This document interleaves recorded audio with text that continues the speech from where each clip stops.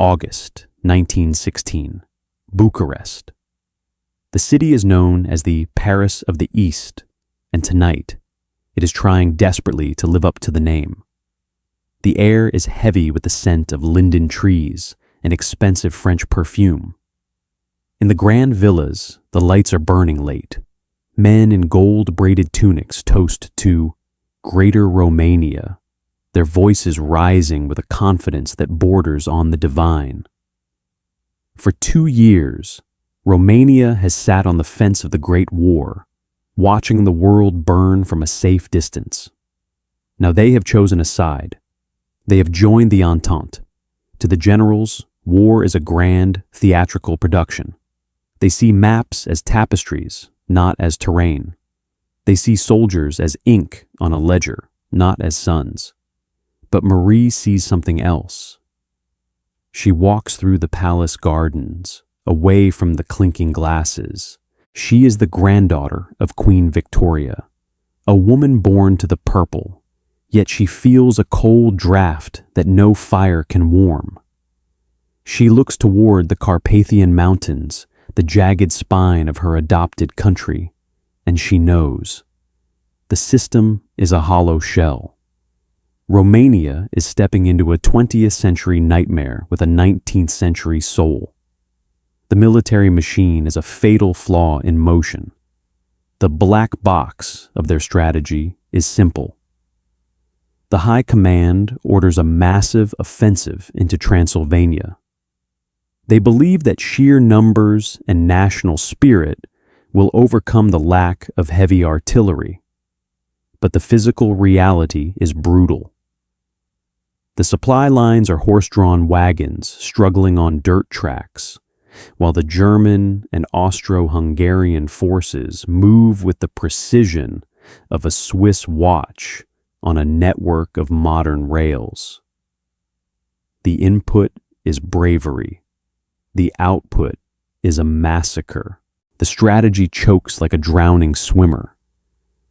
Within weeks, the red lines on the map don't just move, they shatter. Marie stands in the war room, a space of marble and mahogany. She is surrounded by men who have spent their lives studying manuals that are now obsolete. She points to the lack of medical supplies. She points to the reports of wounded men being left to die on the roadsides because there are no ambulances. A general, his chest a mosaic of medals earned in peacetime, turns to her with a smile that is as sharp as a razor. "Your Majesty," he says, his voice a low, condescending purr. "War is a science of steel and logistics. It is a man's burden. Your concern for the discomfort of the troops is touching, but ultimately it is a distraction. Return to your charities. Let us handle the map." He treats her like a piece of the furniture, beautiful, expensive, and silent. But the silence is about to be broken by the sound of 10,000 screaming men. The retreat begins. It isn't a withdrawal, it's a rout. The secure mountain passes become funnels of fire.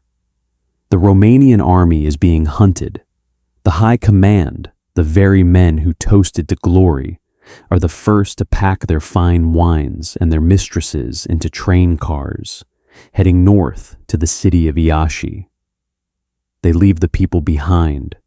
They leave the wounded to the mercy of the mud. Marie refuses to board the royal train. She descends into the belly of the Bucharest hospitals. The smell hits her first, a thick, sweet rot that clings to the back of the throat, carbolic acid and unwashed bodies. This is where the glory of the state ends. Here, the human spirit is being crushed by a system that didn't bother to buy bandages because it was too busy buying parade uniforms. She sees a boy. He can't be more than 17. His legs are gone, replaced by blood-soaked rags.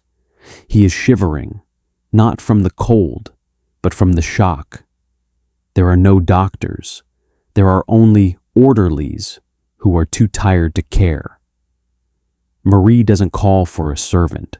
She reaches for a bucket of water. She strips off her silk gloves, and she begins to wash the mud of Moldavia from the faces of the dying. She realizes the cruel irony. The more her generals fail, the more she must strip away her royalty to become a servant. The high command watches her from the windows of their departing carriages. They call her the nursing queen, with a sneer, believing her efforts are a mere PR stunt. They believe the winter will be their shield, that the mud will stop the enemy.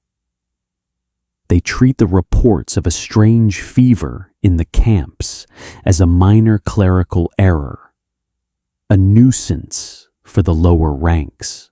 But they have fatally underestimated their opponent. It isn't just the German Krupp guns that are closing in.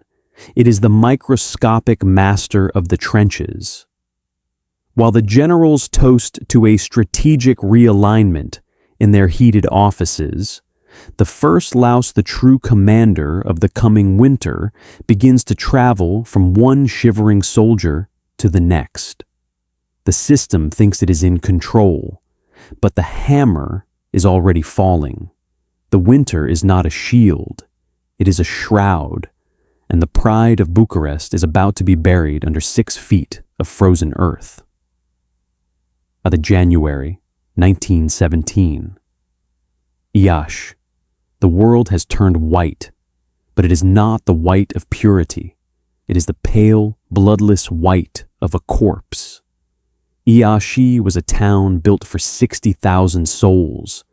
Now, it groans under the weight of 300,000. It is a city of ghosts. Refugees huddle in doorways, their breath blooming in the air like small gray prayers that go unanswered. The mud of the autumn has frozen into jagged iron ridges that tear the boots from the feet of the walking dead. And in the center of this frozen hell stands the system, paralyzed by its own shadow. The government offices are warm. The stoves crackle with wood stripped from the homes of the poor. Inside, the ministers of the crown are engaged in the only thing they still know how to do: paperwork. They are cataloging the catastrophe as if the right font on a ledger could stop the rot. Marie walks through the corridors of the temporary palace. She no longer wears the silks of Bucharest. She wears a heavy dark coat and a nurse's habit that is frayed at the edges. She smells not of French perfume, but of vinegar and lye. She enters the office of the Minister of Finance. He is a man who believes that the world is governed by columns of figures. He looks at her as if she is an unpleasant interruption in a very important dream. "Your Majesty," he sighs, not even bothering to rise. "The treasury is not a well. It is a desert. We have sent the gold to Moscow for safekeeping. There is nothing left for mobile infirmaries. The soldiers must endure. To spend now would be fiscally irresponsible. We must preserve the state." The quote of hubris hangs in the air like a foul mist. We must preserve the state. He does not realize that the state is currently dying in a ditch 3 miles away. He treats the survival of the nation like a budget meeting, prioritizing the ledger over the lifeblood. But Marie sees the black box of the disaster. The mechanism of death in Iași is not a bullet. It is a biological short circuit. Typhus. To understand typhus is to understand the physics of a burning house. It begins with a louse, a tiny, frantic hitchhiker in the seams of a soldier's tunic. The louse carries a bacteria that, once in the bloodstream, acts like a surge of high-voltage electricity through a copper wire not meant to hold it. The human engine begins to overheat. The brain swells against the skull. The heart races until the valves scream and fail. It is a total system collapse. Input: 1 infected louse. Output: 1,000 shivering corpses. The experts in the ministry claim the epidemic is unavoidable. They claim that the lack of transport is an unfortunate logistical reality. But Marie has reached her eureka moment. She looks at the minister, and then she looks at the heavy, sapphire-encrusted brooch pinned to her own chest. It is a piece of history, a gift from the Romanovs, a fragment of an empire.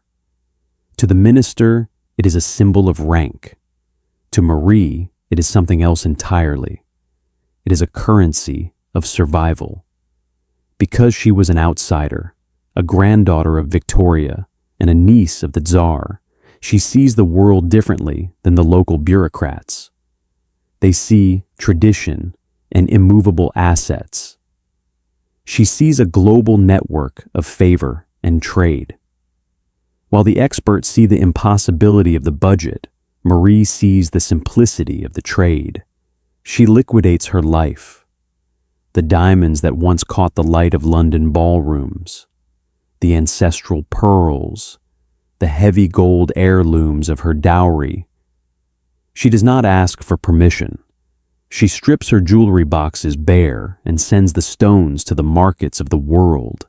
While the system screams in panic about the sanctity of the treasury, Marie is already in the dark, holding the silence that will save them. The jewels are traded for engines.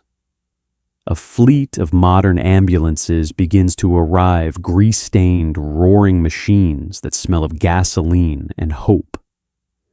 But the solution creates its own nightmare. The yes, but of history is never far away. She has the cars, but the roads are gone.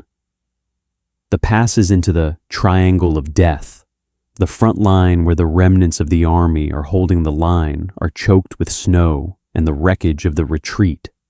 The professional drivers refuse to go. They say the engines will seize in the cold. They say the German spotters will see the headlights and rain fire down upon them. The machinery is too delicate for the mud, the chief engineer tells her. It is a suicide mission. Marie doesn't argue. She climbs into the driver's seat of the lead ambulance. The Queen of Romania becomes a chauffeur for the damned. She drives into the triangle of death. The steering wheel vibrates in her hands like a living thing, a mechanical pulse that replaces the silence of the morgues. The road is a graveyard of abandoned dreams. She passes wagons where the horses have frozen mid-stride, still hitched to their loads. She reaches the front. The trenches here are not the sophisticated fortresses of the Western Front.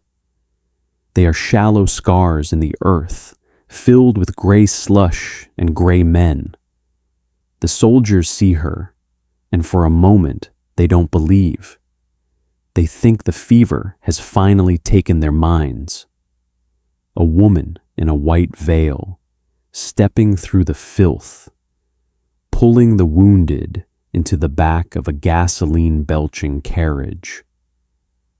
The generals in the rear guard scoff.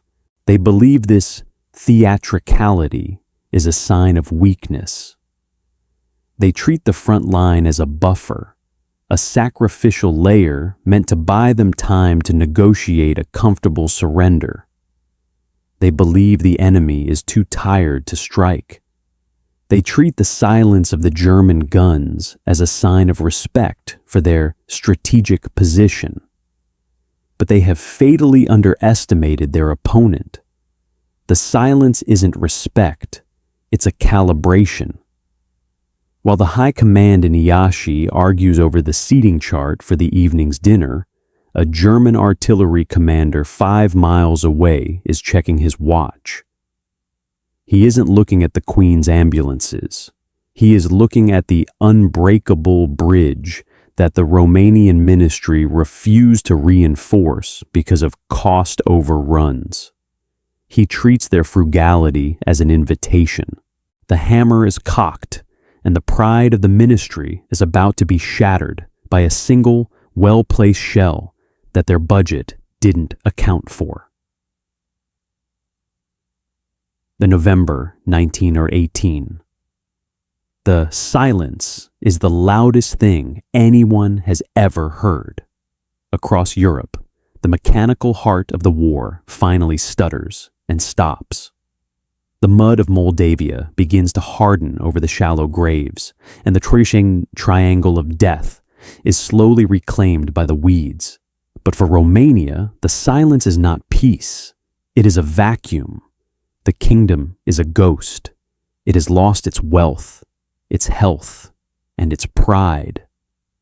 The territory the generals promised at the start of the war is now being traded like poker chips in the smoke-filled rooms of Paris, the Big Four. Wilson, Lloyd George, Clemenceau, and Orlando sit in the Hall of Mirrors at Versailles, carving up the map of the world with the casual indifference of gods. The Romanian delegation, the men in the gold-braided coats who fled Bucharest. They are ignored. They sit in the hallways of the Quai d'Orsay, clutching their leather briefcases, waiting for a meeting that never comes. The world has moved on. The great powers have no time for a small Balkan nation that nearly collapsed under its own weight. The system has reached its final, most cynical stage, the erasure. In the eyes of the Big Four, Romania is not a victor. It is a liability. They treat the country's territorial claims as a joke. President Woodrow Wilson, a man of rigid academic principles, scoffs at the messy ethnic borders of the Carpathians. He treats the survival of the Romanian people as a statistical inconvenience. But they have forgotten one thing. March 1919.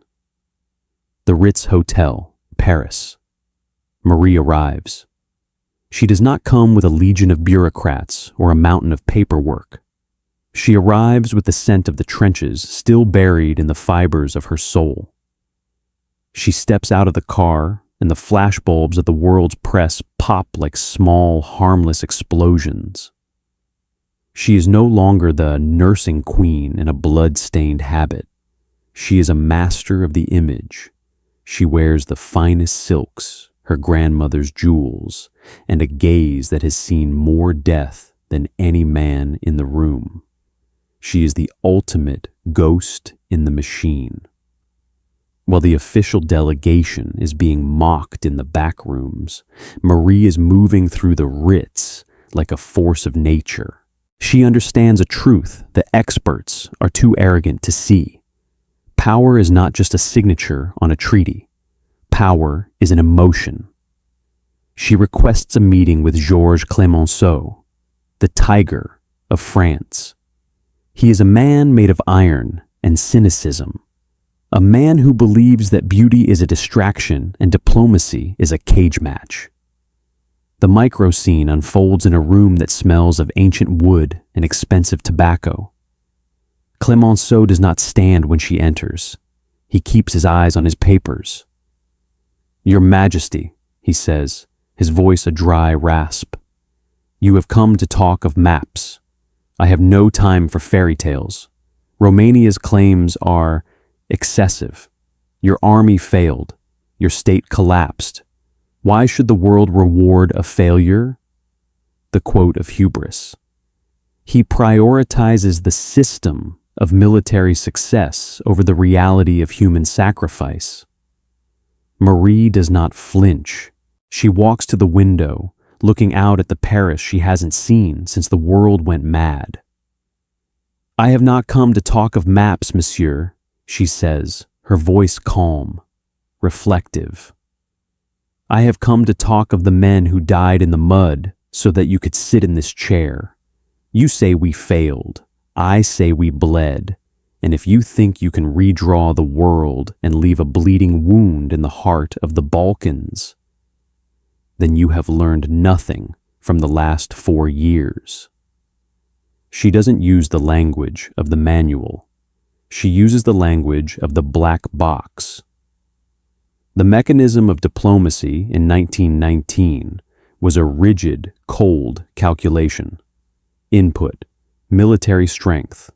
Output, land. But Marie changes the input. She introduces the human paradox. Because she was an outsider, a woman who spent her life being dismissed, she knows that even the most powerful men are driven by pride, by shame, and by the desire to be remembered as just. She weaponizes her wartime scars. She tells them stories of the ambulances. She tells them of the boys who died with her name on their lips. She shames the most powerful men on earth by reminding them that while they were safe in Paris, she was holding the hands of the dying. One by one, the doors that were locked to the generals swing open for the Queen. She meets Wilson. She charms Lloyd George. She navigates the marble halls with the same ferocity she used to drive through the triangle of death. While the experts saw complexity and strategic obstacles, Marie saw simplicity. She saw that the world was tired of blood, and if she could present Romania as a beacon of stability, they would give her anything. The climax comes in a moment of deafening silence in the negotiation room. The pens are poised. The big four look at the map, the red lines. The dream of Greater Romania are finally drawn. The territory of the kingdom doubles. Transylvania, Bessarabia, Bukovina, they are all signed into the fold. It is a masterclass in soft power, a victory achieved not by a general's sword, but by a queen's presence. But history is a cruel editor. As the years passed, the system began to reclaim the narrative. The grit of the nurse diplomat was slowly airbrushed away. The history books began to describe Marie as a socialite, a charming figurehead, a romantic distraction at the peace conference. They traded the reality of her frozen fingers and her blood-stained habit for a soft focus image of a woman in a tiara. They didn't deserve her. They took the Greater Romania she secured, but they buried the soldier queen who made it possible. They preferred the myth of the great men in the Hall of Mirrors, ignoring the fact that it was a woman's soft power that actually moved the ink. Do we see this same hubris in our society today? Do we still dismiss the invisible agents of change, the nurses, the outsiders, the ones who work in the shadows while we wait for the experts to save us? Marie of Edinburgh proved that the human spirit is the only part of the system that cannot be calculated, and the only part that can truly save us when the machines fail. If you believe that stories like Marie's deserve to be remembered, join our ranks by subscribing. Your support ensures that the forgotten emotional truths of history don't fade into the silence. We have synthesized this narrative from reputable historical archives and verified sources. However, the fog of war often extends to the history books. If you spot any inaccuracies or have additional details to share, please correct us in the comments. We strive for the absolute truth, and your knowledge helps us get there. Thank you for keeping history alive.